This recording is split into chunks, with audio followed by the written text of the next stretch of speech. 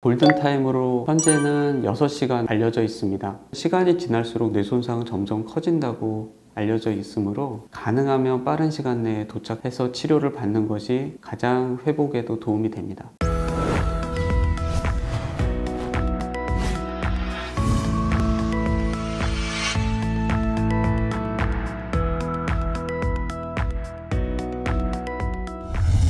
뇌졸중이란 뇌혈관 질환으로 뇌혈관이 막혀서 발생하는 뇌경색, 허혈성 뇌졸중과 퍼져서 발생하는 뇌출혈, 출혈성 뇌졸중으로 분류합니다. 동맥경화, 심장에서 발생하는 혈전에 의해 뇌혈관이 막히는 색전성 뇌졸중 또는 작은 혈관이 막히는 열공성 뇌경색 등으로 나눌 수가 있습니다.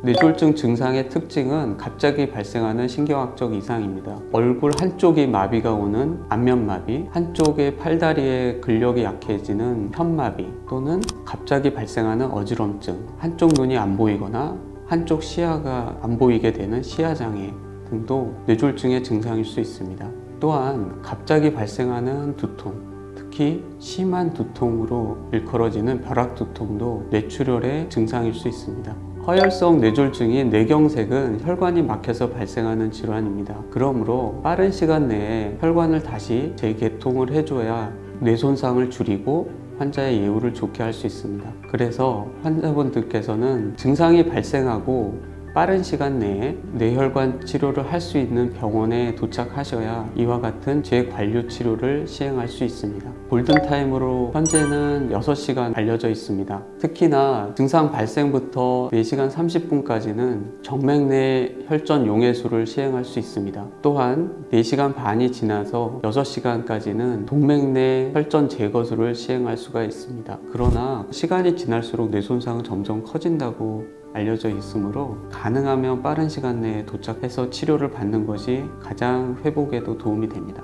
그러므로 빠른 시간 내에 병원에 도착하는 것이 중요하겠습니다. 이를 위해서는 증상 발생 후 119를 통해서 도착하는 것이 가장 신속하게 병원에 오는 방법입니다. 예를 들어 언어장애, 현마비가 있었던 환자분은 응급실에서 혈관 검사를 했을 때 큰 혈관이 막혀 있는 경우였습니다. 이런 경우 빨리 정맥내 혈전 용해술과 동맥내 혈전 제거술을 시행하였을 때 혈관이 다시 뚫리는 것을 보는 순간 환자분이 다시 말을 하시고 팔을 다시 움직이는 경우도 있었습니다. 이와 같이 빠른 시간 내에 왔어서 막힌 혈관을 뚫어준다면 가능한 최소한의 뇌 손상으로 최대한의 회복을 이룰 수가 있겠습니다.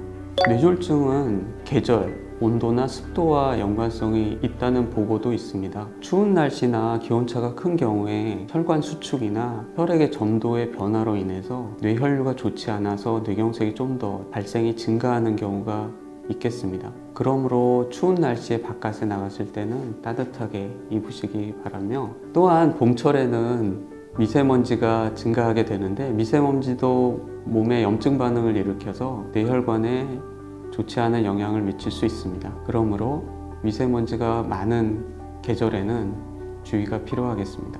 뇌졸중은 발생 이후 빠른 치료가 중요한 질환이기도 하지만 모든 질환과 마찬가지로 예방이 가장 중요한 치료 중에 하나입니다. 뇌졸중의 위험인자는 고혈압, 당뇨, 고지혈증, 생활 습관으로는 흡연, 운동 부족, 음주, 비만 등이 위험인자로 알려져 있습니다. 좋은 생활 습관은 뇌졸중 예방의 중요한 첫걸음입니다. 그러므로 꾸준한 운동과 체중 조절이 뇌졸중 예방의 중요한 요소가 되겠습니다.